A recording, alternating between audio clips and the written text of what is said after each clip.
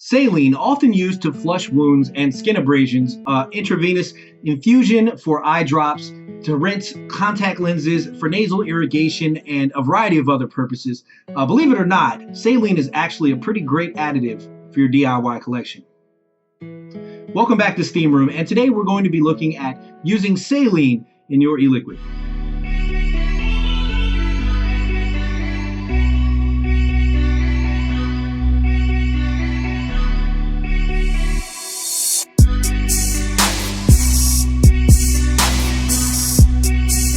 Now, let's talk a little bit about its purpose, its use, and perhaps more importantly, its safety. I've heard some mixers, and I won't say names, but I've heard some mixers say that additives are pointless and should be omitted. While I certainly respect their views and opinions, ask yourself, are additives pointless in baking, cooking in general, manufacturing beverages, or any other consumable? Why would it be any different with e-liquid? Now, for those of you who have had baking experience, I'm sure you're aware that sodium or salt is literally used in almost everything. It's an additive commonly used by companies to enhance and potentiate or strengthen the flavor of other ingredients. This includes butter and flour. In e-liquid, it's used for much the same purposes, but it also extends shelf life. This is primarily why it's so vastly used by companies in custards and other dessert mixes. Just yesterday, in case you guys missed it, Charlie Noble's released their peanut butter cereal recipe. And what was in it? Dun dun dun. Saline, of course. I'll drop that recipe in the description box below as well. Big shout out to Charlie Noble for dropping that recipe, by the way. It's what every company should be doing with their canceled and discontinued recipes. Mucho respect from the mixing community goes out to Charlie Noble for their hard work and contributing to us mixers.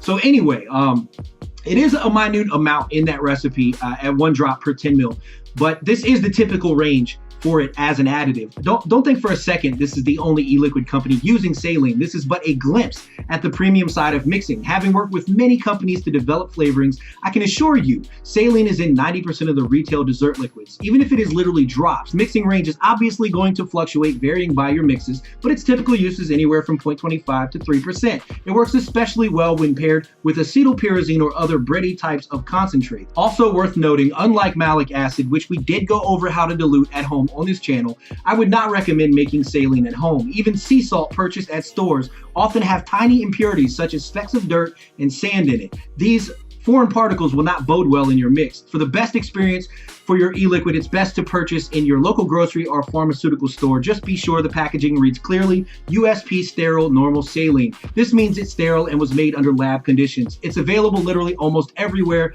I'll drop a few links below for reputable retailers online as well. It's very inexpensive and handy as an additive. Now that brings us to the safety portion of the video, and while this is a hotly debated topic, the science does not lie. A while back, there was a bogus article passing around that stated vaping saline was unsafe due to salt combusting into chlorine gas. Now, what this article failed to mention was it would take reaching the boiling temperature of 2,575 degrees Fahrenheit. That's 1,413 degrees Celsius for foreign mixers to do just that. Your typical vapor rarely surpasses 50 watts, and your advanced vapor rarely ever goes above 150 watts. If you're vaping higher than that, best believe you're in the 1%. But reaching that temperature would mean you'd need a device capable of pushing well above and beyond 400 watts with some seriously beefy coils. So what does this mean in terms of safety? Well, aside from it potentially contributing to the gunking of your coils, and because particles are left behind, it can lead to some rusting on stainless steel coils, there's zero need for concern in terms of it combusting and becoming chlorine gas.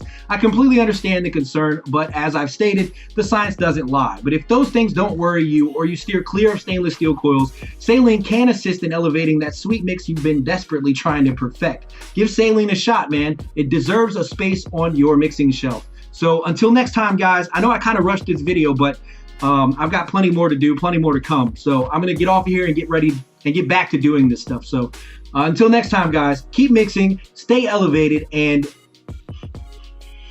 cloud salute.